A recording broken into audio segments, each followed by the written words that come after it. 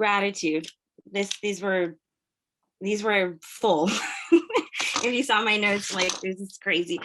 Okay, so what I did is I have we can let people sit and kind of throw things in the chat or the Q&A function, please. And conference participants, feel free to ping me and I can draw you on stage. But there are just a couple of points. Some of them kind of have questions embedded in them, but things that you've left me thinking about and that I think work the presentations together. So after Scott's presentation, I was thinking, okay, what kind of I empties?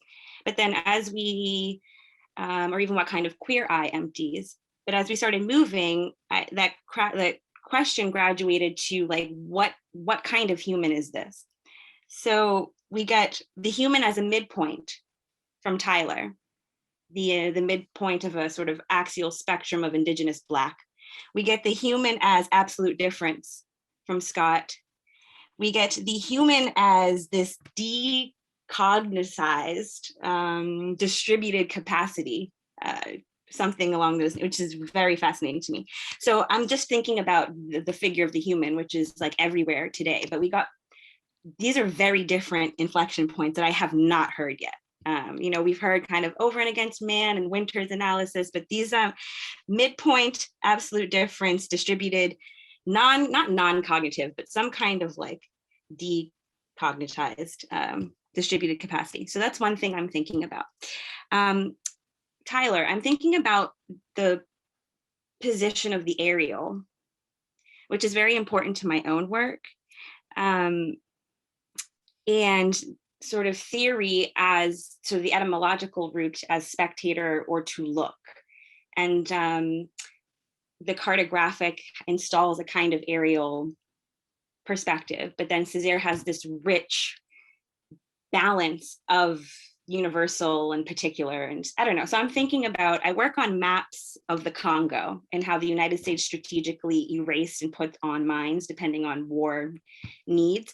So this aerial position, I just never thought about Césaire through mapping. And so I'm just, that's one thing that I'm working through. And then how originary technicity almost implodes how it's used to understand our contemporary moment, implodes the aerial. The aerial kind of, while it used to be the God function almost, now that is, I work on the atom bomb. And so I think the atom bomb is like the pinnacle of the aerial God master function, but then originary technicity is getting us somewhere else. So the aerial or perspective of something. And then let's see, Scott, you said, and I don't know if you were quoting someone, but something about the process of rearranged bodily permeability. And so I was wondering, to what extent is that the human technicity? Trying to put those together. Is that ongoing rearranged bodily permeability? Okay, and then one final thing, I'm like, the void. I think Irina yesterday pulled a quote about the void at the heart of community. And so I'm thinking about how this wonderful analysis of Facebook, it appropriates the family function, the learning function, the news function, and then it also installs these new voids. Like, I've been thinking about the people that have to clean up the internet, that go after like the images, or the back end folks that, there was a whistleblower who was like, I basically was trying to stop genocide here and there, and it's coming down to my own judgment calls. I don't know. I was thinking about those digital voids where people are experiencing extreme mental health issues from having to clean the internet and that kind of janitorial function. I don't know. So those are just points you could pick up on. And we do have another question after, so potentially from Jeff, if he wants. That was a lot.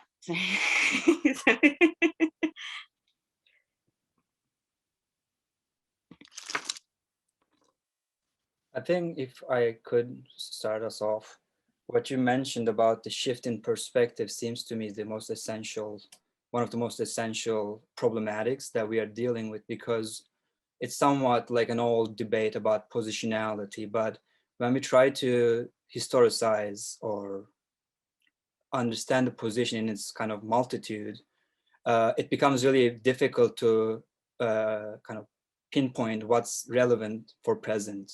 So in our talk, we kind of try to show that field of difference by talking about art, where perception collapses in some ways, but sensation becomes larger, more significant.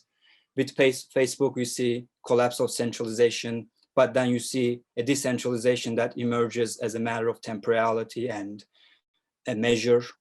And I think what you said about nuclear explosion or nuclear kind of bombs as a matter of, historically specific gap of our time, which is still, I think, beyond limits of assimilation in terms of like what that means. So we are living in this kind of obscure moment in which we can develop series of perspectives, technologically specific and kind of politically specific, but still I think we are seeing that we are post-totalization or post-total view of power. And it's being filled with, as you say, many new functions, many new moments of sovereign exception, like, am I stopping a genocide or not? And it's me, like people are becoming sovereign in ways that they didn't anticipate. So that seems like very interesting to me. Yeah.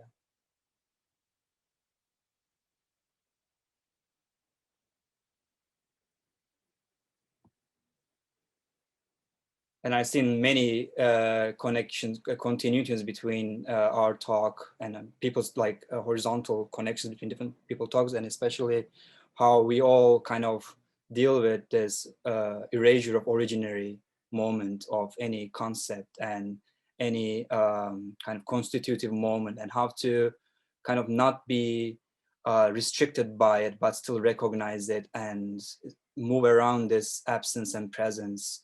And that interminable, again, like Derridian word kind of haunts us all the time without fetishizing obscurity either.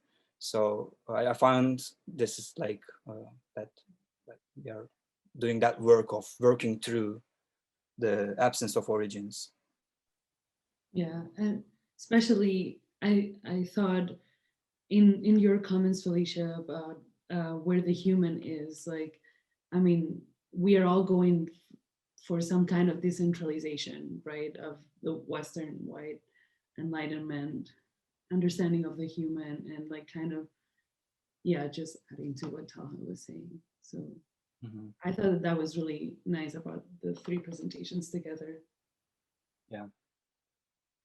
Yeah, there were a lot of like really interesting overlaps. I kept trying to think of like, oh, that could be like a whole other concept we could all explore. And I'm gonna just try to go, speak to a couple of the points, but they're all kind of entangled in a generative but difficult way. To speak to, I guess, the aerial and how originary technicity seems to implode it. I guess I was thinking of the aerial as a sort of starting point in a deconstructive, decolonial performance in Césaire's poem. And then I think of this, I've been working broadly in a sort of genealogy of like, the African, Caribbean geopoetics in Glissance tout monde and the trembling world in relation, Créolité's spécificité ouverte, sort of looking at the specifics, the racial, the economic, the social specifics of Caribbean history and geography, and reading how there are forces of a creolization of the world in that, and definitely Kamau Brathwaite's dialectic reconfiguration of the African diaspora through again this Geo-Caribbean imaginary, this movement between islands that isn't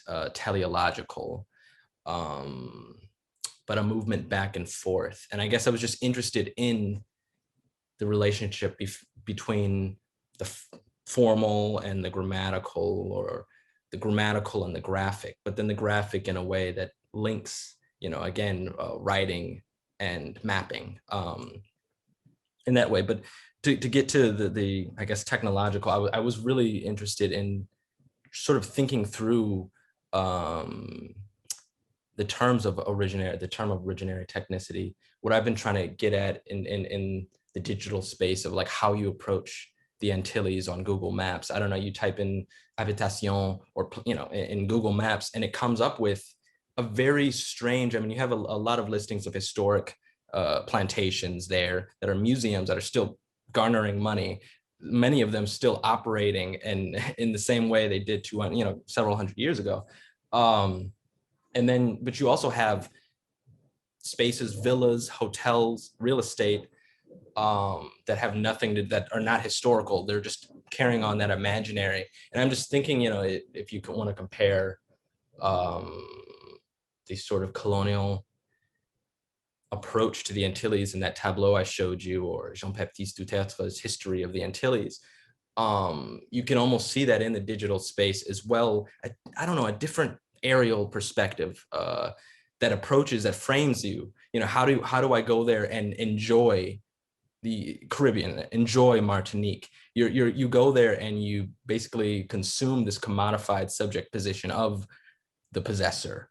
You're seeing the Antilles, again, from the visuality and vantage point of the possessor. And I've just been thinking about that. I don't know where to go with it in terms of this talk exactly, but I was just thinking, how could one both map and unmap that, and possibly map the geometry of my spilled blood, or what he calls elsewhere the map of spring.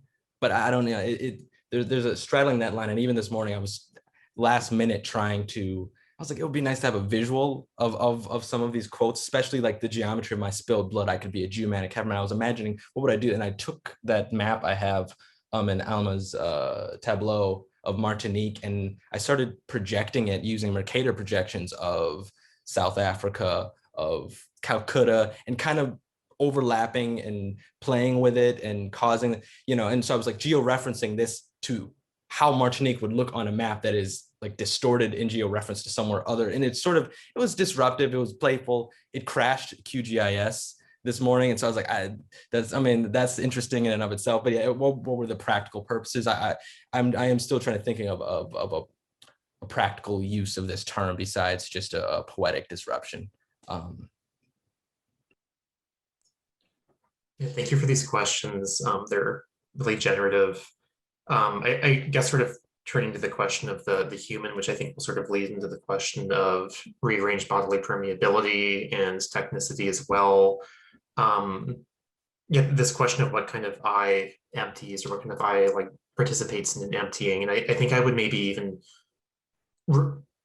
spin that the other direction around and think about what kind of I does emptying make, and what kind of I is produced in emptying. Because I'm really interested in thinking, I think, the human and the subject as an event, one that sort of happens in this sort of life of self-emptying, one that sort of appears in this moment of disintegration and integration at once. It's only in the sort of crossing the threshold that we really get, for a moment, this subject, this human, provisionally constituted. And I think that maybe carries with it the weight of, you know, the violence of bleeding, the violence of being drained and emptying out, but also the possibility of maybe a leak in the sort of enlightenment logics of the human and of extraction in that sense. And yeah, I think that's why I'm interested in maybe perforating the absolute difference of the human in Trinitarian theology in particular, but also I think in you know, what's called negative theology, which Kenosis has an intimate relationship to, or apophatic theology to be more precise, I guess. And this sense that, as Derrida would say, there's a hyper-essentialism at the sort of heart of that approach, and that's what differentiates the negative theology from deconstruction. And I think, yeah, we run into an interesting dilemma, I think, when Orthodox Trinitarian theology works with queer theory and sort of tries to maintain a certain allegiance to a hyper-essentialism. And I think what was productive for me was sort of reversing those terms and thinking what Trinitarian theology and kenosis and kenotic theology could do for a reading of queer theory, rather than thinking how queer theory could supplement a reading of theology, which would be to sort of remain tethered to certain commitments and generic conventions of essentialism. And I think regarding the question of technicity, which follows from this, I think pretty wonderfully, yeah, the language of rearranged bodily permeability is just riffing on Butler mostly, and that sort of famous moment of thinking about the sort of ways in which the body is mediated through the cultural presence of HIV/AIDS, but also through a fear of a porosity that sort of precedes and exceeds the sort of cultural logic of HIV/AIDS. Yeah, it has me wondering, I suppose, if technicity, if we can think of it in this way, as the sort of like, if we can think of this emergent body mediated through various technologies and medias, and appearing in the sort of circulation of particular discourses, and made to appear in particular discursive scenes. And I'm wondering if that would maybe be how I would start to approach this question of technicity, the ways in which the body itself is in its production, and these sort of moments of permeability that are sort of called into being are themselves mediated by these sort of circulating discourses that we see from like homophobic New York Times articles and such of the time and of now. Yeah, thank you for these questions. Yeah, I Thank feel you. like, sorry. No, please, it's your panel. To answer to two answers, in the case of, I really like the idea of approaching the afterlife of certain colonial places, which shows that even though there are cuts, which are radical cuts, historical cuts, technological cuts, and there are afterlives of those places, and the temporality and historicity of those locations are never completely exhausted or kind of forgotten, but they are remade in a new image, which shows some level of continuity. So I feel like also when Scott was talking about Butler's work and permeability, I feel like even in that case, we see some notion of interiority of body that survives the cut, in which we think of perhaps without really much deconstruction. It could be the individual body that we are still talking in different regimes. So what's the line that is changing, but that still preserves an interiority of, let's say, sexual body? So we can think of body in relation to affect that is not located inside the individual body, but that's something circulating. And in that sense, the directionality of that moment of permeability is shifted to another ground. So I feel like that shifts in grounds are really kind of disorienting, but also necessary to understand, what are the things that survives despite the fact of cuts, and not what other things are not really continuous.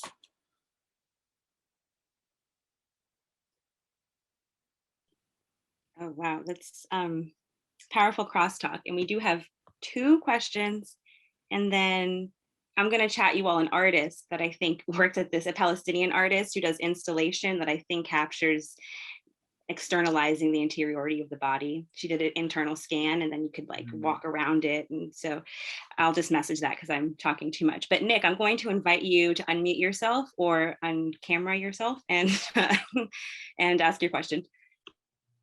Hi, yeah, thanks everybody for these awesome papers. So my question is to Talha, Sandra, and Scott. And it's basically, straightforwardly, I want to hear more about what the politics of your concepts are, because both of your papers have a similar plot line, which is the movement of a concept towards a politics, and that's the sort of limit. And then the paper ends, of course, because we only have 20 minutes. So for Scott, I think my question simply is a politics of kenosis possible? And perhaps could you say more about how you're reading the ACT UP protests in that way? And then for Talha and Sandra, Yeah, I mean, just straightforwardly, what could be a politics of originary technicity? I'm thinking, of course, of someone like Bernard Stiegler, for whom this question becomes one of the sort of humanistic reconstitution of the demos. And I'm wondering if this is also a kind of political humanism that you're seeking out, or if it's something else. Yeah, thanks.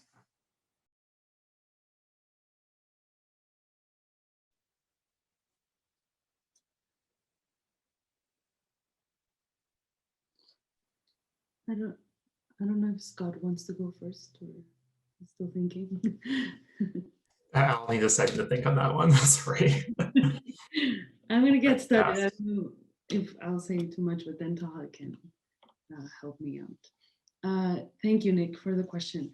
That final question, whether we are seeking for a political humanism,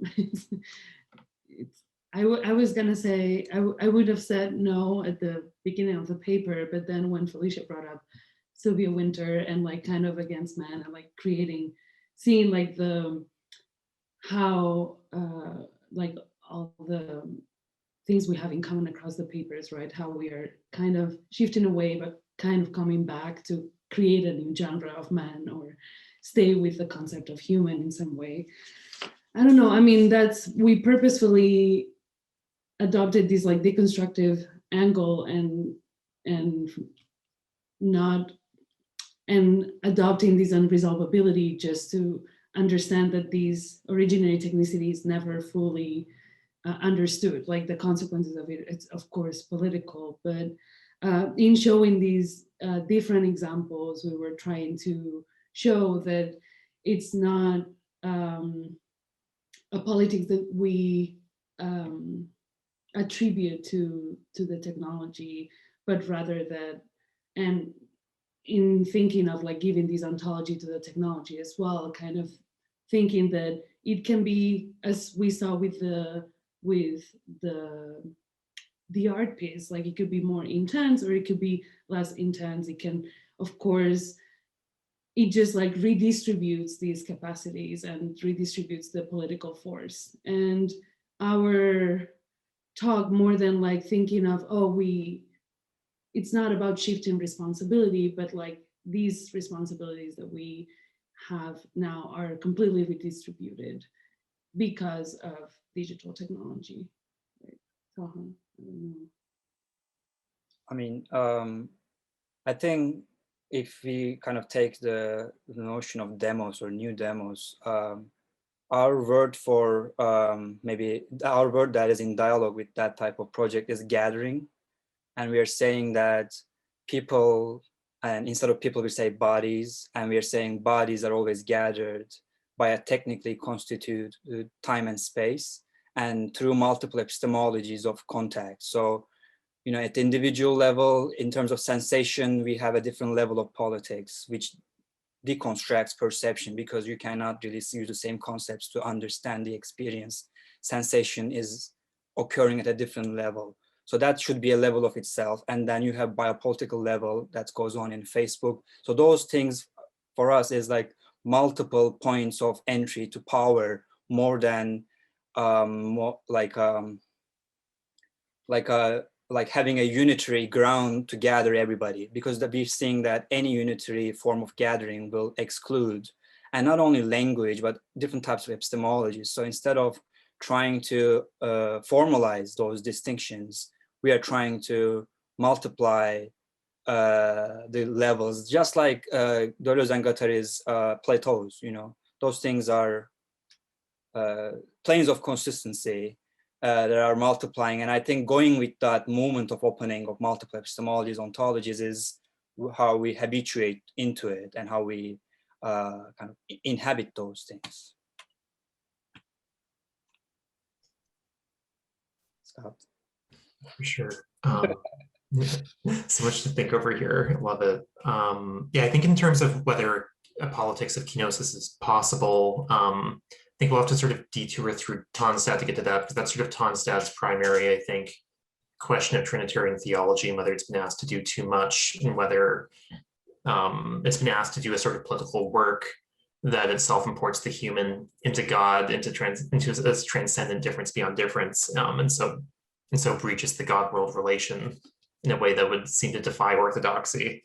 And obviously, I am a little bit more in favor of breaching that relation, at least insofar as an appropriation of Trinitarian theology for queer theory goes. I think I'm thinking of kenosis right now as a sort of analytic framework that was really sort of spurred on, for me at least, by a relative inattention to the materiality of bodily fluids in the HIV/AIDS epidemic. There's a lot of sort of discursive analysis, but there's not a lot of thinking of the fluids themselves and the blood itself, and of other fluids as well. And that's sort of where this project began. And I think that, yeah, as a sort of analytic framework, I'm hoping to sort of develop out into a sort of way of reading politics, at least. I'm not sure if kenosis is so much a political practice as it is a sort of way of thinking politics. It's more about the sort of limits of ontology and the limits of humanism, I think, in some senses, which might pre-exist the properly political. But I think there were certainly political resonances. I mean, I think with Fred Moten and Stefano Harney's essay on Michael Brown, for instance, we fall so we can fall again, in these moments of we are given. I think that there were certainly resonances there that unfortunately can't develop in a short presentation, but thank you for your question. It's been helpful. Thank you so much, Nick. He's like, where's the political in the concepts? So I appreciate that. We have a question from, well, let me do a time check. We have 2 minutes. So I'm going to ask the question, maybe we can get one response and then pick it up in Slack again. Thank you so much for your rich Oh, sorry, I just lost the question. Hold on 1 second. There we go. Could you say, thank you so much for your rich presentation on Originary Technicity. Could you say a bit more about the move from imaginary communities to measured populations? Are these two mutually exclusive or can be positioned as historically before/after? Or could measurement and data themselves become a way communities imagine themselves, possibly to their detriment? Can these concepts coexist and possibly be co-evolving? And Irina did user democracy, so I think that's a nice. Yeah, definitely. I mean, in the sense that measure didn't start with digital age. People were biopolitically measured and intervened in ways times before, but it is like, in a Weberian sense, we are drawing ideal types to articulate the difference and then think about their mutual implications. And I think if you think about how they can come together, one thing is, of course, the speed and the movement and how, measure adds a level of new kind of thinking, perspective on imagination. So one can think of imagination in terms of discourses and discursivity, and can be stuck or limited by that meta level of analysis. But if you bring in measure, one can think of images and imagination in terms of speeds and calculation. So that kind of, let's say, opens a new line of actualization for the imagination. On the other hand, of course, we think that measurement always a capture of the body or constitution of the body, which always have some sense of kind of imagining it, sensing it. But I feel like something about our time in which we can kind of detect a kind of a paradigmatic change of sorts with the measure that is really strong. At least that's how we think, right, Sandra? And the fact that you cannot think the political without thinking datification, even if you're dealing at some level of discursivity or imagine communities, even if you're not using a certain technology or it's not mediated by a certain technology, it will be shaped by that, like kind of, we talked about it today as environmental agency, but some kind of mediation that it's informed by the technology of today. Sorry, I didn't want to go over. No, I appreciate that. And that was a fantastic question. And we can always follow up, plenty of time. Okay, that concludes session 5. We have session 6 at 1:30 and our closing, which we really encourage you to join. Like I said, please use the Slack, drop info, resources, comments, questions, etc. And enjoy your break. The webinar will be closing out, so you'll have to sign back in. Thanks, Felicia, so much. This was great. Oh, thank you. So much. Thank you.